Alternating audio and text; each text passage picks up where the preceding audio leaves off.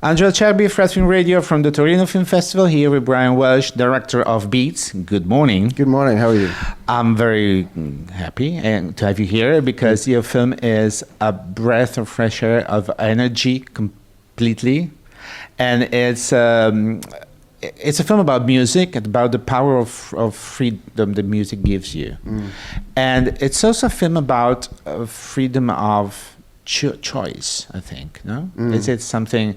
This is what I felt because the story of these two kids, they want to go to a rave party in Scotland, and which is forbidden. They were very forbidden, but they do all they can to do there. And once they got there, they experienced this like epiphany of a new life and a new perception of themselves. Totally.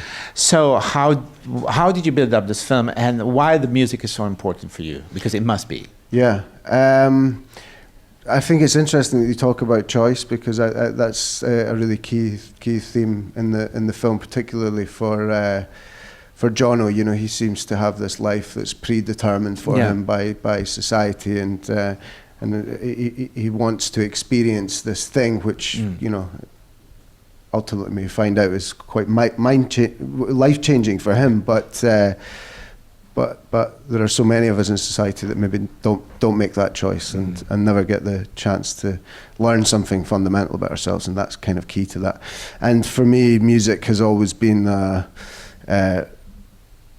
key part of my evolution as a person, and you know, sharing music with other people, and that really is the event that John and Spanner go to. That's kind of what's happening at its core. It's very much about the experience of the music and being able to express emotions with each other through sharing this. And because the music we are talking about is techno music, because this rave party they're going to is a techno rave party, and there is this speaker on this free radio station is like for them kind of iconical like guru. Yeah, the D-man. The D-man. Yes. The D-man, exactly.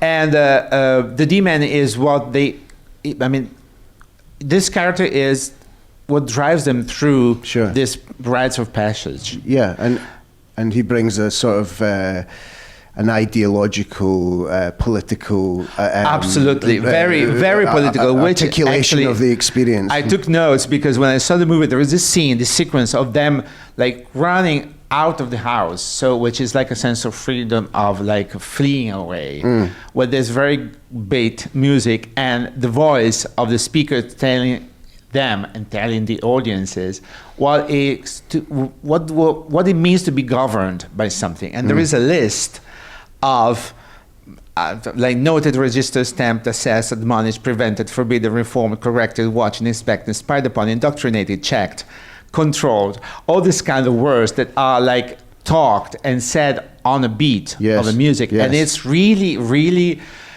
energizing. Yes. It's a powerful sequence. It's actually it's an adaptation of a sort of anarchist socialist philosopher's ideas about living in a governed society, and which I think that was carry for the regular society about rave parties, were this anarchist like side of it, because you were free to be wherever you wanted to be, regardless of rules that society imposed you.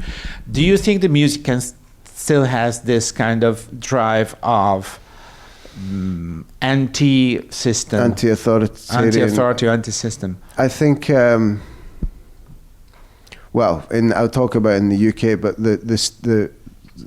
what happened around the time of the Criminal Justice and Public Order Act was that these types of events had to then become licensed and monetized. Right. And so what was the kind of anti-authoritarian scene and was against capitalist values and all of that, particularly the scene that we're depicting in the film, was then sucked into the mainstream and commercialized, and of course now EDM culture is a multi-billion dollar industry, and the way people dance is different as well. But, actually the opening of the film is really, really funny because you have these two kids talking on the phone, listen to this music, And they are not. They are just exploding. The body's exploding. They're not dancing. Actually, they're just like bouncing around. Yeah. There's something wild and free. Exactly. Again, which comes back to the idea of wanting to escape the box. And how do you work with the two actors to convey in them this kind of feeling? Because they were very young when the rave things happened. So how did you work with them in order to be so convincing? Always just try to create an environment where playtime is encouraged, and to try to instill a kind of culture of expression and freedom in them, and within obviously the confines of trying to get the script shot. So we worked on dancing, and we had a dance teacher come in and talk about the type of dancing that would happen in the 90s and how that's different, no twerking, things like that, and they embraced that full on. But the conversations I had with Christian and Lauren really were around trying to find something in their own bodies that felt so free. And they did that, and I think it's quite effective. Yeah. One last question is about the ending of the film, which we are not saying, but you choose to like a classical ending with telling us what happens in life to the various characters that we meet. Why did you choose that? Well, I feel like the film is obviously reflecting back on that period, and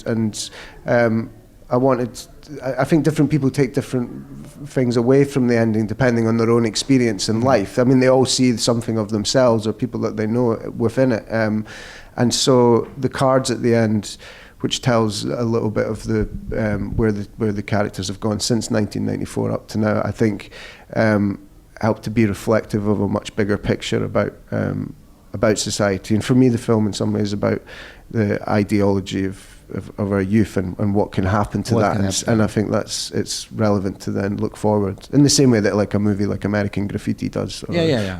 This is why I was asking. Well, thank you very much. Thanks also to Brian Welsh, director of Beats from the Torino Film Festival. I'm Angelo Acerbi for Fred, the Festival Insider. Thank you. Thank you.